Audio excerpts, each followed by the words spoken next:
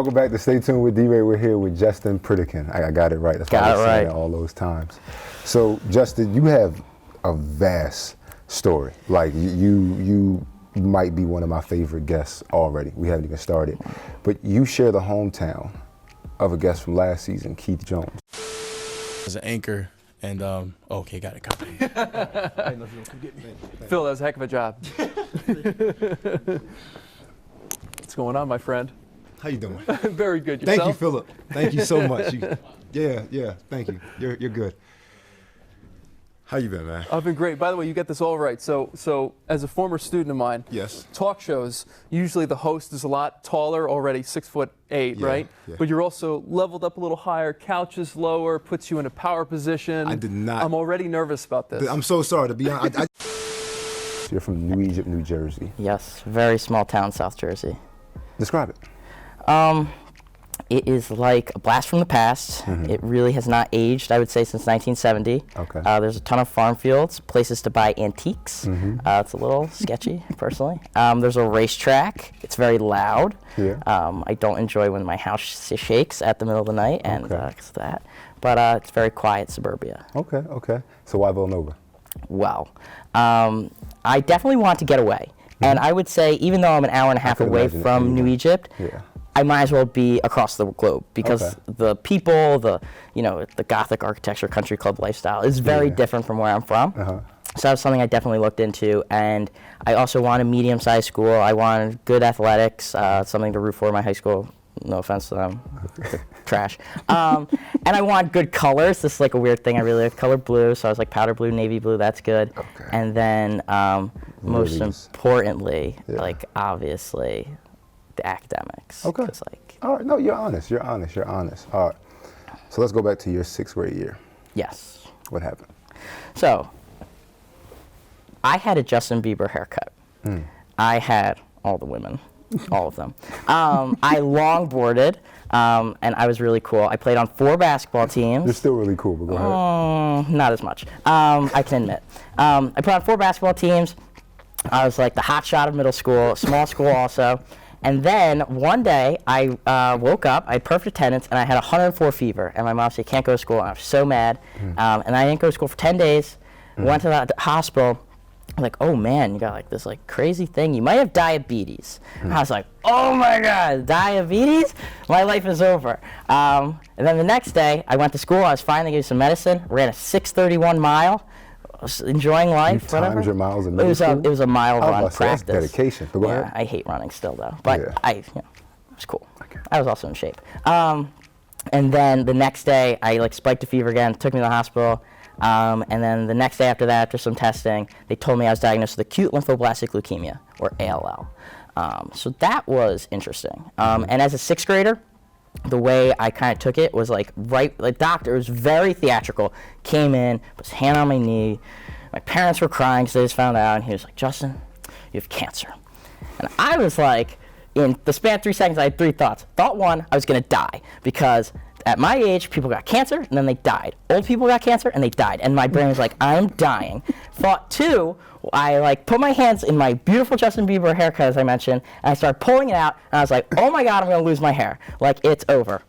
I'm gonna be bald. I was wondering why you started off with the Justin Bieber haircut. It was a defining attribute of my life. Okay. I was like, you were setting it up. I was so into like, keeping up with the Joneses. I was in middle school, I was an idiot.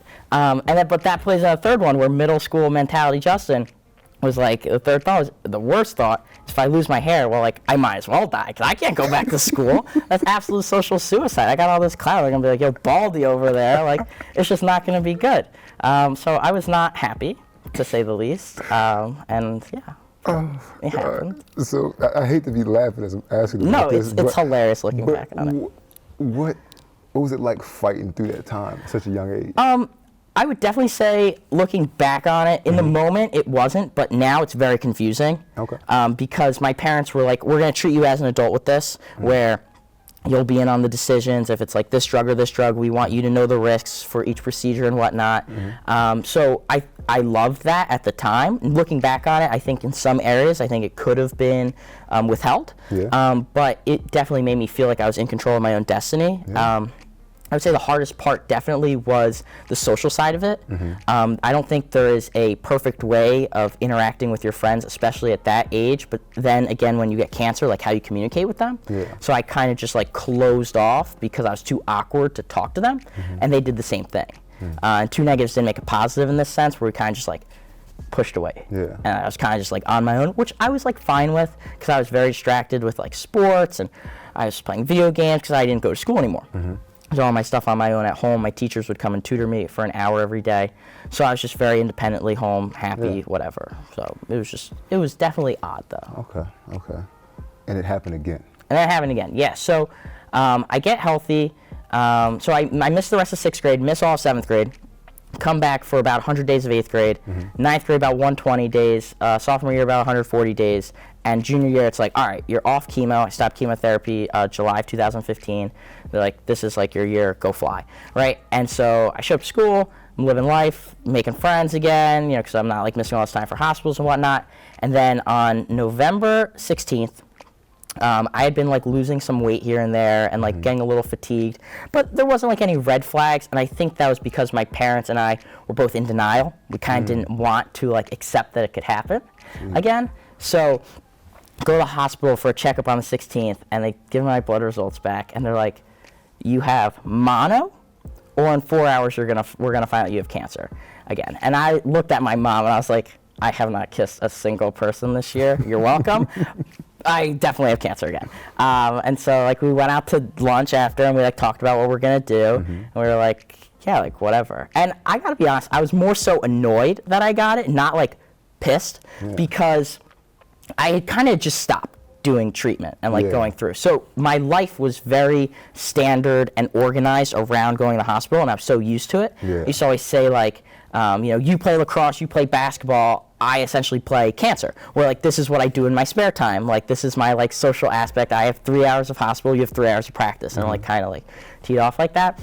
The only thing I've been doing in high school was I was on the golf team my sophomore year, and I was terrible.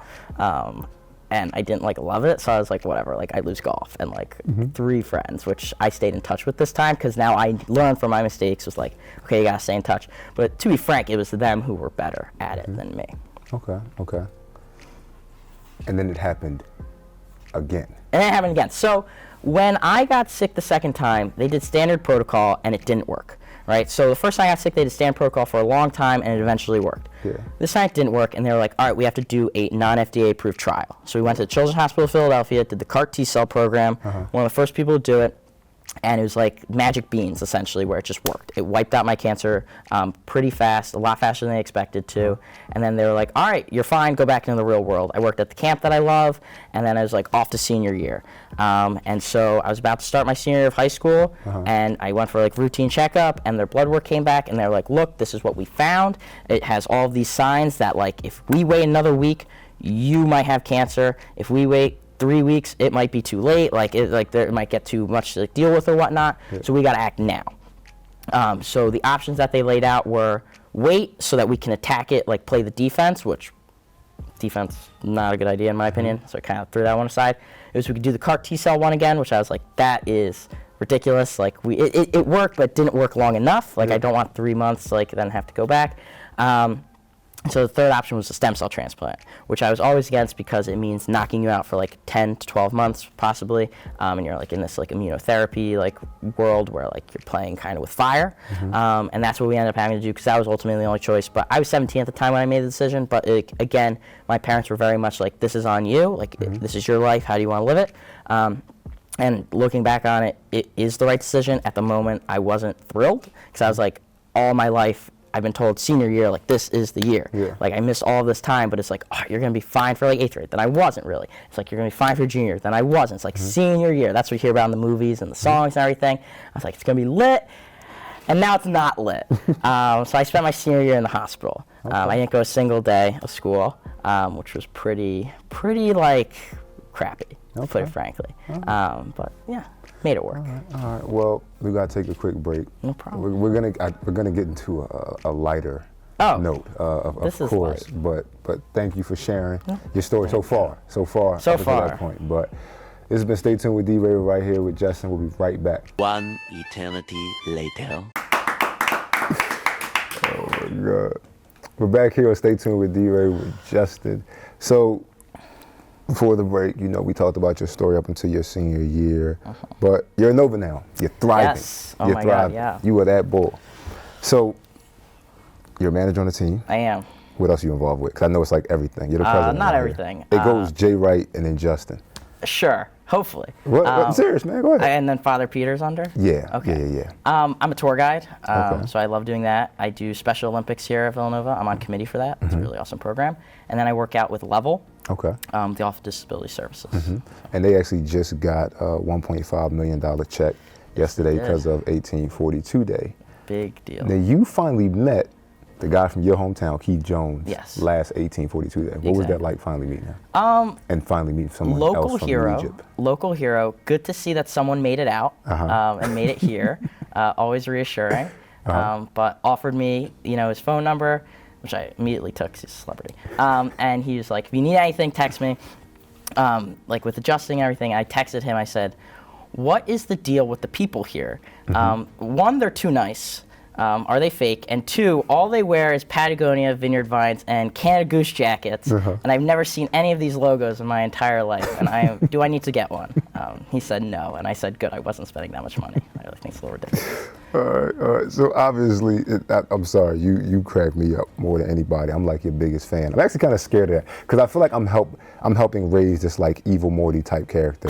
But you and me have had some of like the more interesting conversations in the basketball locker room at the time that the managers call Night watch. Night watch, which is, if one of the guys want to come in and get some extra shots up or work out anything like that, you guys are there for them. You also are there getting some of your work done.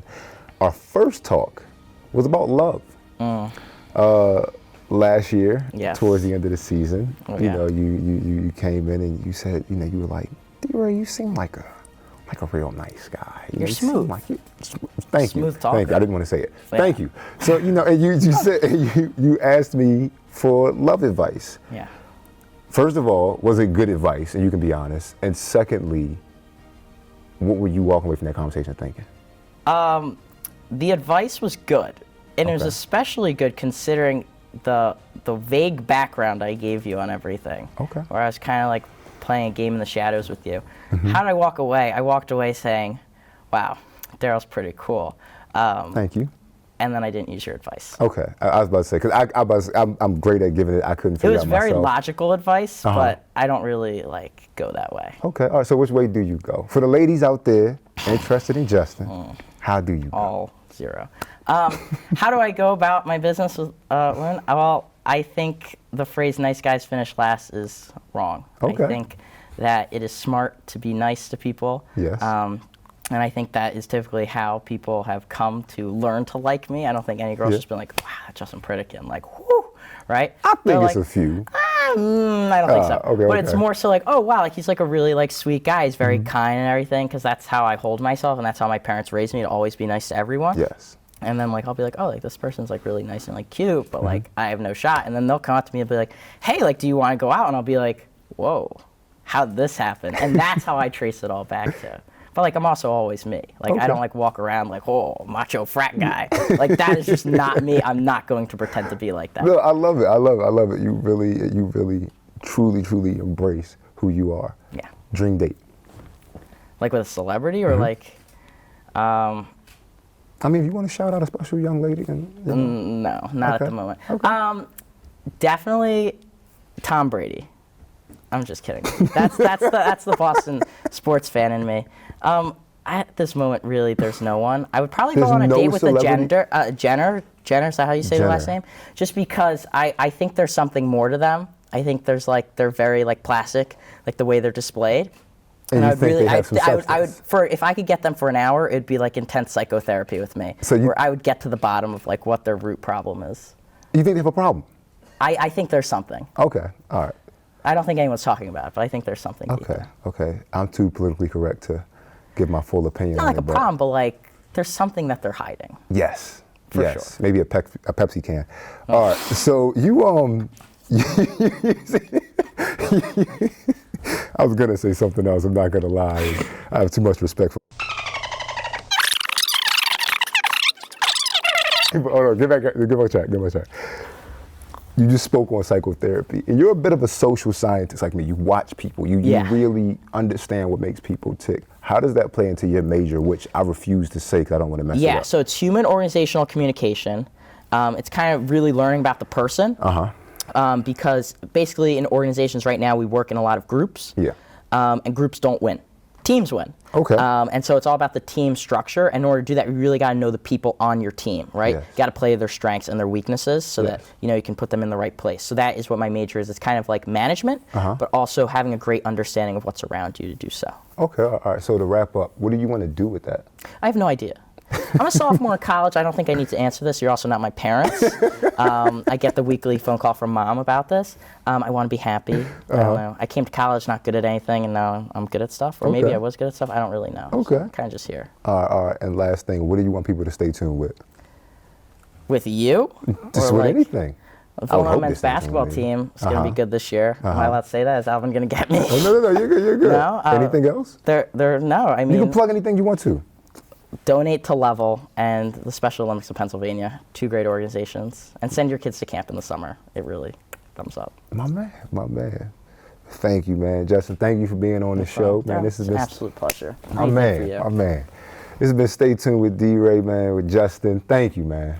Thank you. It's one of the best stories we had on here so far. So y'all make sure y'all stay tuned with him. Oh, yeah. So we got to act like we're talking. This is the Full House moment when the credits roll. So I'm talking to a girl right now on Snapchat. Let's have a real conversation. Yeah. So I have a 71-day streak with this girl, and it's the same method as the previous one, where I was just doing my thing, and I had a crush on this girl, but I obviously can't tell her because I look like I'm a 6th grade boy. So what I do is I